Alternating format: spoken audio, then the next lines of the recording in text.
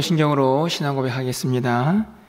전능하사 천지를 만드신 하나님 아버지를 내가 믿사오며 그 외아들 우리 주 예수 그리스도를 믿사오니 이는 성령으로 잉태하사 동정녀 마리아에게 나시고 본디오 빌라도에게 고난을 받으사 십자가에 못 박혀 죽으시고 장사한 지 사흘 만에 죽은 자 가운데서 다시 살아나시며 하늘에 오르사 전능하신 하나님 우편에 앉아 계시다가 저리로서 산자와 죽은 자를 심판하러 오시리라.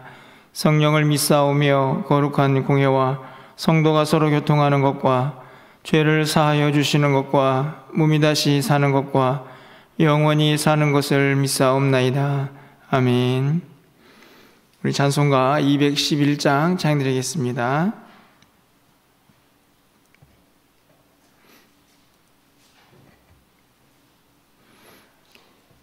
찬송가 211장입니다.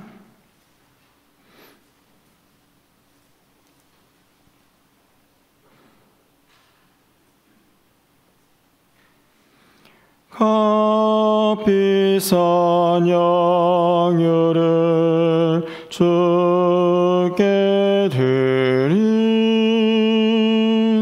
막달라 마리아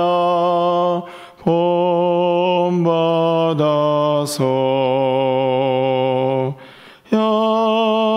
향기로운 산제물 주님께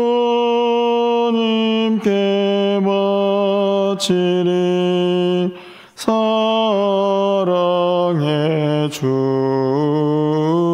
내 주님께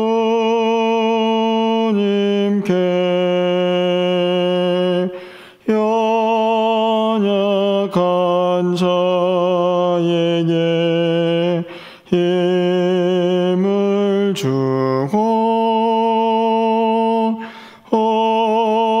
어두운 세상에 빛을 비춰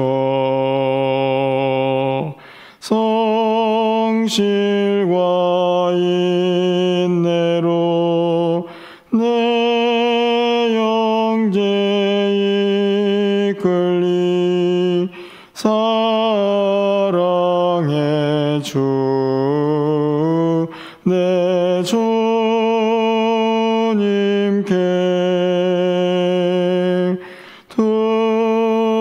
두려운 마음에 소망 주고 슬픔에 쌓인 자 위로하며 길 잃은 자들을 친절히 이끌리. 사랑의 주 내 주님께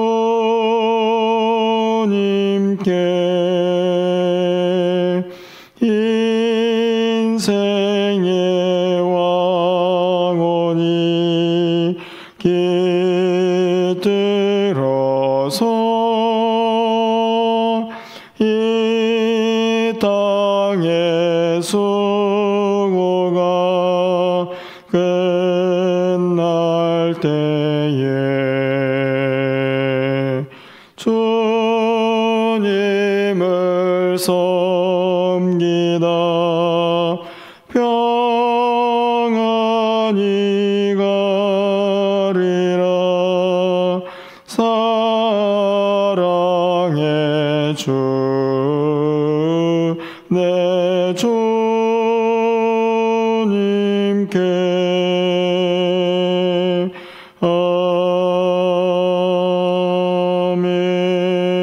아멘. 오늘 하나님 말씀은 사사기 19장 11절에서 21절까지의 말씀을 교독하겠습니다. 395쪽에 있습니다. 사사기 19장 11절에서 21절까지의 말씀을 교독하고 21절은 함께 읽겠습니다. 그들이 여부스에 가까이 갔을 때에 해가 지려 하는지라 종이 주인에게 이르되 청하건대 우리가 돌이켜 여부스 사람의 이 성읍에 들어가서 유숙하십시다 하니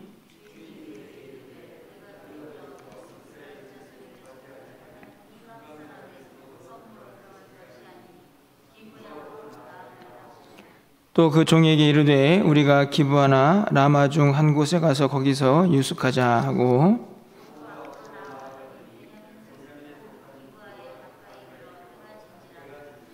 기브아에 가서 유숙하려고 그리로 돌아 들어가서 성읍 넓은 거리에 앉아 있으나 그를 집으로 영접하여 유숙하게 하는 자가 없었더라.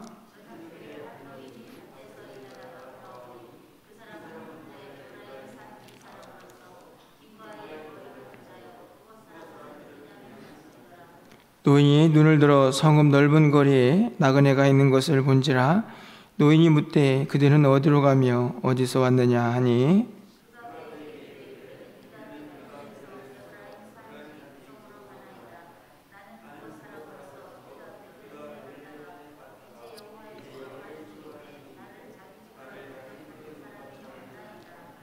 우리에게는 나귀들에게 먹일 집과 여물이 있고 나와 당신의 여종과 당신의 종인 우리들과 함께한 청년에게 먹을 양식과 포도주가 있어 무엇이든지 부족함이 없나이다 하는지라.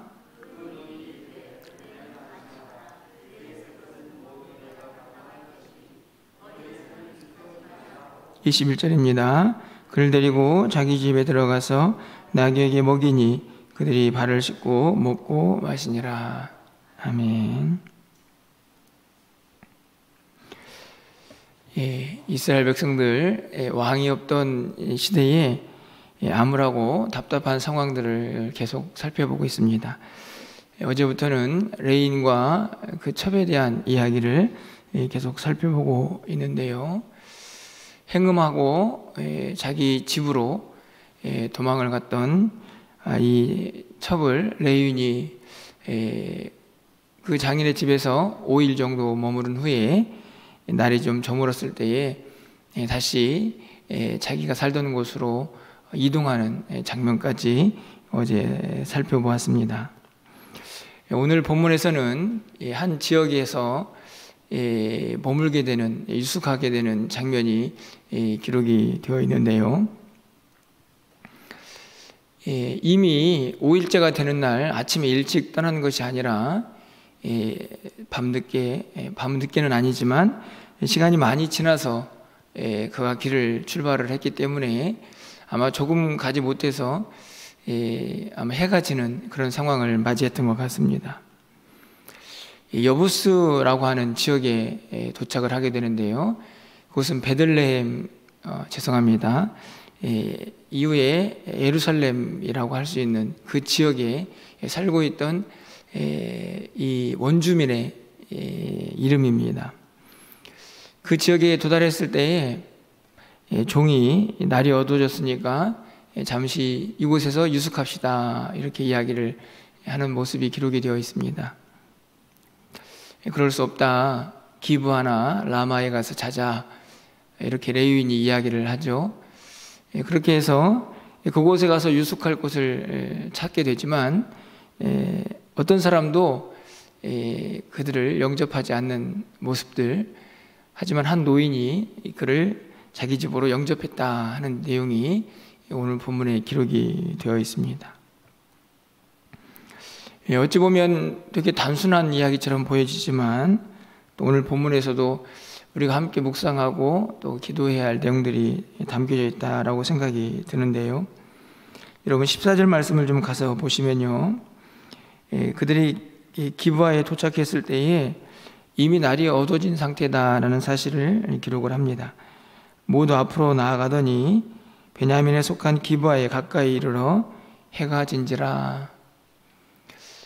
해가 졌다. 굉장히 그냥 일반적인 그날의 시기를 잘 보여주고 있는 그런 말씀이죠. 베냐민에 속한 기브아. 되게 단순해 보입니다. 기브아가 지금 어느 지파의 영역인가 하는 것도 알려주고, 해가 졌다 하는 내용도 기록을 하는데요.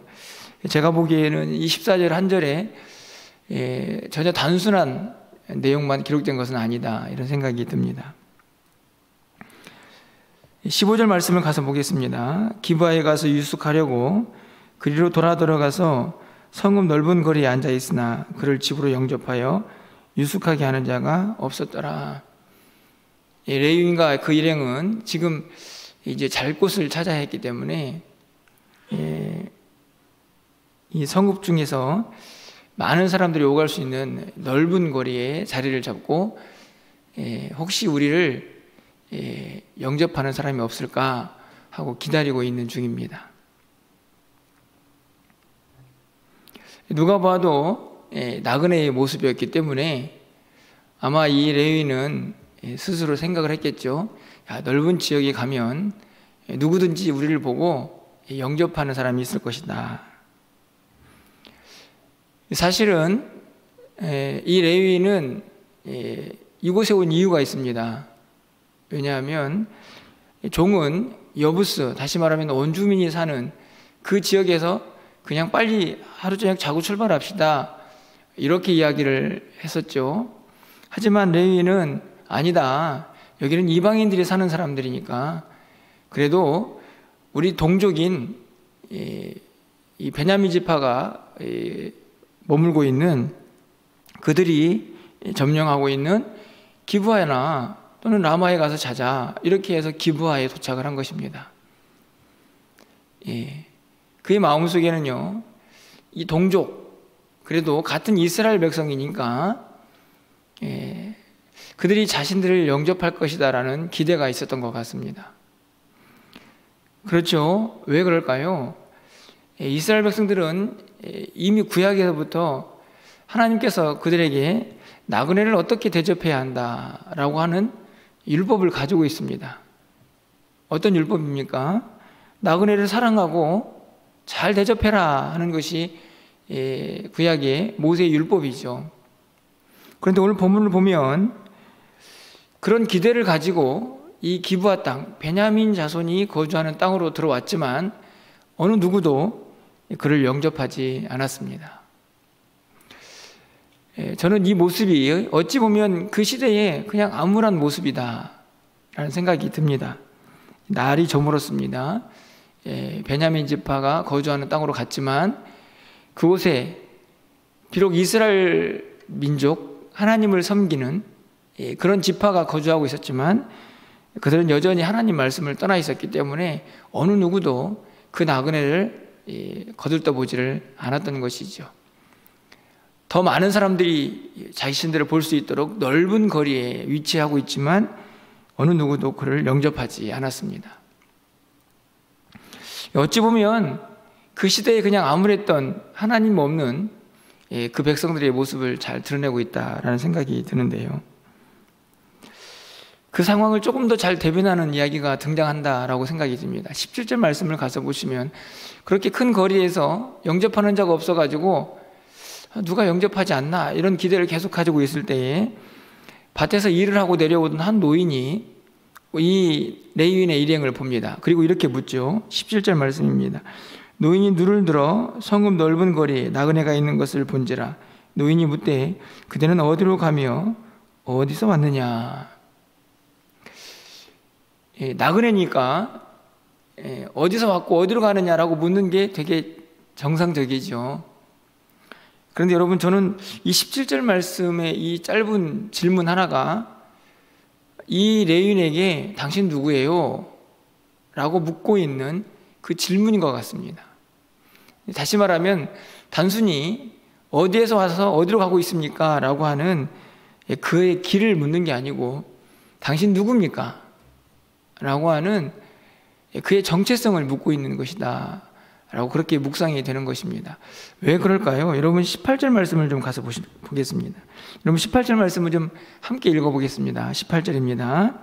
그가 그에게 이르되 우리는 유다 베들레헴에서 에브라임 산지 구석으로 가나이다. 나는 그곳 사람으로서 유다 베들레헴에 갔다가 이제 여호와의 집으로 가는 중인데 나를 자그 집으로 영접하는 사람이 없나이다. 이 구절을 보면 분명히 18절 상반절에 보면 그에게 대답을 합니다. 우리는 누구입니까?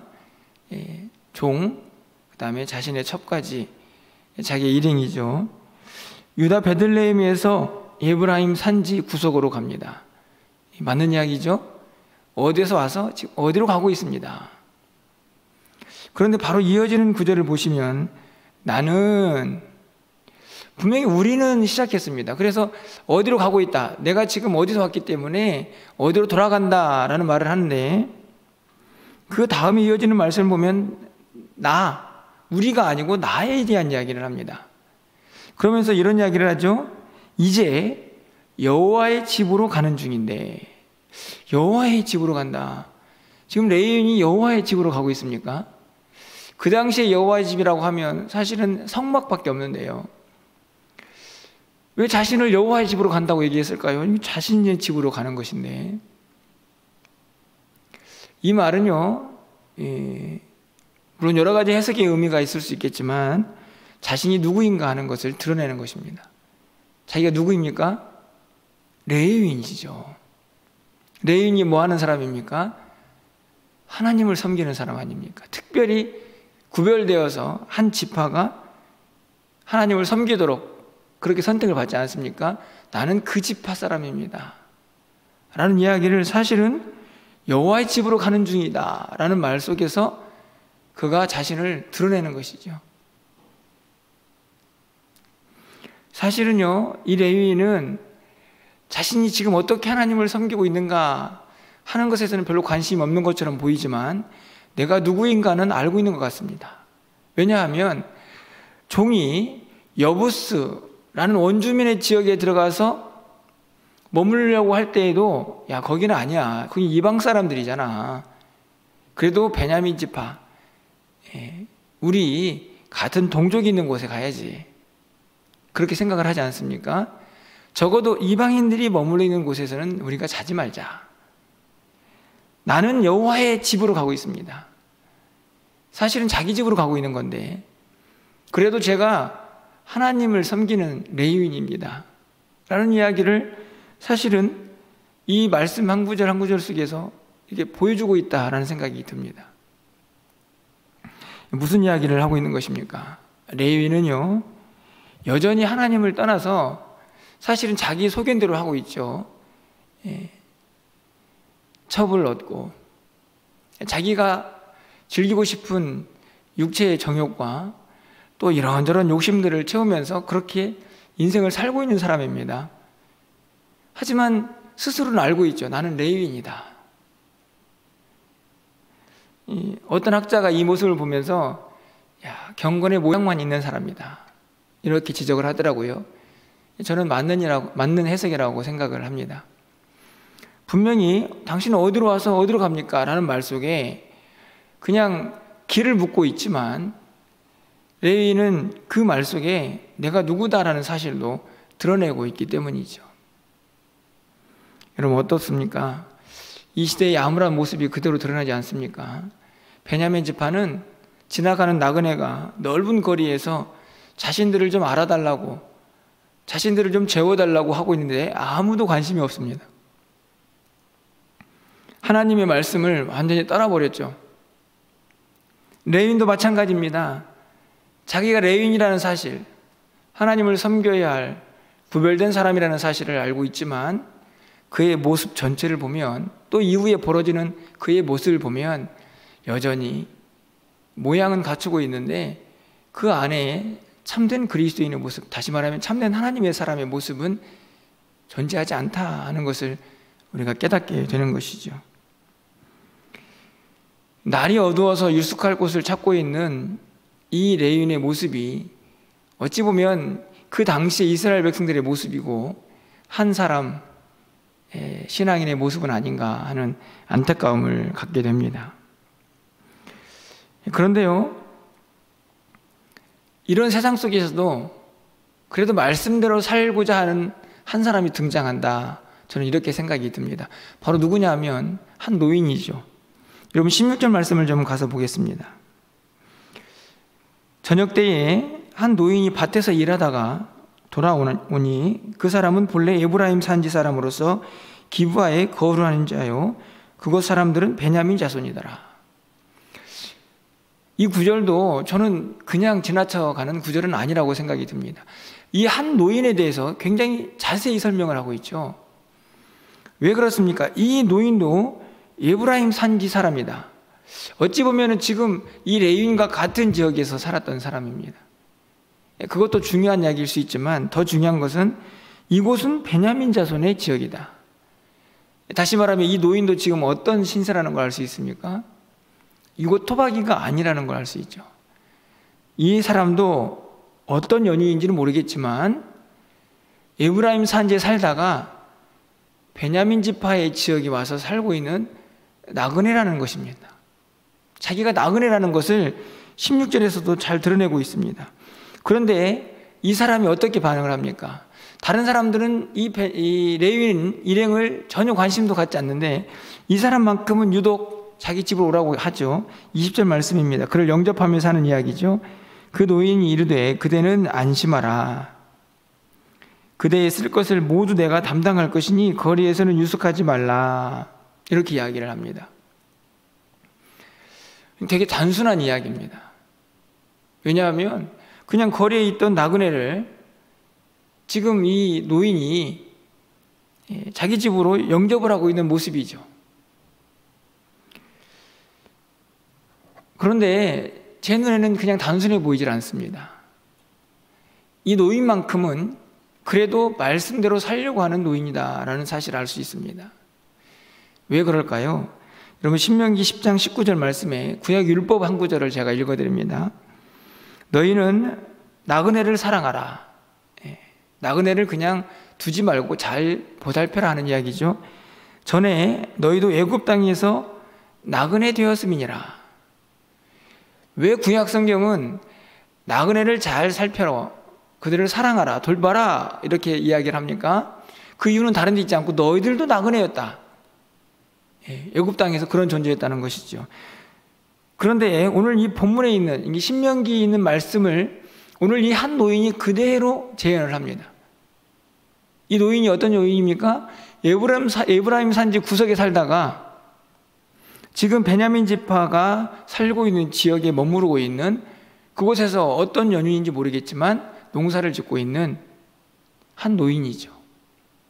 그도 나그네입니다. 나그네가 되었기 때문에 나그네를 사랑해라 하는 신명기 말씀을 이 나그네 된 노인은 지금 레위인을 그대로 잘 보살피고 있는 모습을 드러내고 있습니다. 단순한 환대, 영접이 아니고 이 시대 가운데에서 진짜 암울한 시대 가운데에서 그래도 이 사람만큼은 그래도 구약에 있는 말씀대로 살려고 하는 한 노인이 이 본문에 등장을 하고 있는 것이죠. 내일 사건을 보면 정말 끔찍한 이야기가 다시 전개가 되지만 저는 오늘 이 중간에 있는 이 말씀을 통해서 그냥 한 지역에 머무르게 되는, 그래서 한 노인을 만나 영접을 받고 있는 이 짧은 이야기 속에서 우리가 어떻게 살아야 하나 하는 것을 저는 우리에게 가르쳐주고 있다고 생각이 듭니다. 오늘 저의 설교는 대단히 신학적인 설교는 아닙니다. 개인적인 묵상일 수도 있는데요.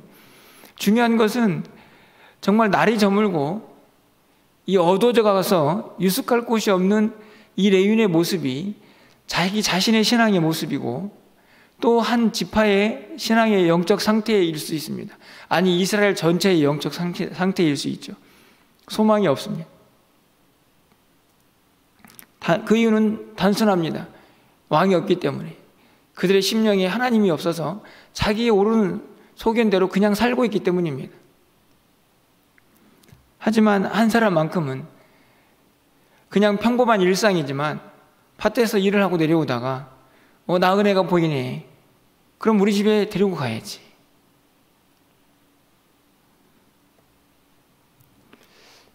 그 단순한 모습 속에서 성경은 그래도 말씀대로 살고 있는 한 사람을 우리에게 보여주고 있지 않나 생각이 듭니다. 이 사람이 나그네를 찾아 헤매는 것도 아닙니다. 자기가 그냥 일상에서 밭일을 하고 날이 어두워서 집으로 돌아가다가 한 사람을 만나고 나그네라는 사실을 묻고 확인한 다음에 자기도 나그네이기 때문에 그 나그네를 사랑하는 모습을 그대로 재현하는 것이죠. 말씀대로 살고 있는 것입니다. 여러분, 오늘 본문을 통해서 또 오늘 하루 우리가 이 땅을 어떻게 살아가야 할까 다시 한번 깨달아 보게 됩니다. 여러분, 우리가 살고 있는 세상도 여전히 힘들고 어렵죠. 이 사실은 조금 암울합니다. 내년을 좀 멋지게 계획했으면 얼마나 좋겠습니까? 그런데 또 이 전염병의 변이가 나타나서 뭐 더 강력한 전파력을 가지고 있다, 얼마나 치명적인지 아직도 파악이 안 된다, 뭐 이런 이야기들을 합니다. 사실은 좀 답답합니다. 암울합니다. 그냥 겉으로 보여주는 것만 아니고 우리가 살고 있는 이 영적인 세상도 사실은 만만치 않죠. 제가 주일날에 설교를 했지만 영적 전쟁이 너무너무나 치열하지 않습니까? 말씀대로 또 하나님의 사람답게 신앙 지키며 살기가 너무너무 어려운 시대입니다. 하지만 그럼에도 불구하고 우리는 우리의 정체성을 잃어버릴 수 없는 것이죠. 너 어디에서 와서 어디로 가느냐? 저는 오늘 여러분 설교를 다 잊어버리셔도 이 짧은 한 노인의 질문을 좀 잊어버리지 않았으면 좋겠다, 이런 생각을 갖습니다. 어디서 와서 어디로 가고 있습니까? 여러분, 우리는 지금 어디에서 와서 어디로 가고 있는 사람입니까? 우리가 실제적으로 그냥 육체적으로 생각하면 어머니의 뱃속에서 태어나가지고 이제 하루하루 살다가 이제 어느 곳인가 가겠죠?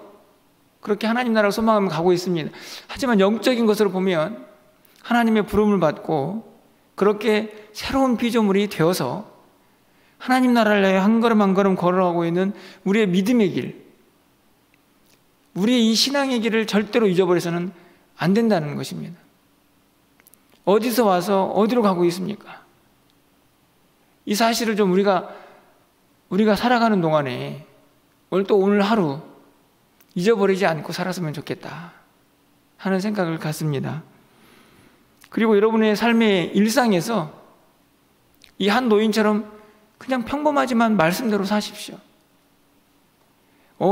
나그네가 보이네? 나그네는 영접해야지. 얼마나 힘들겠어.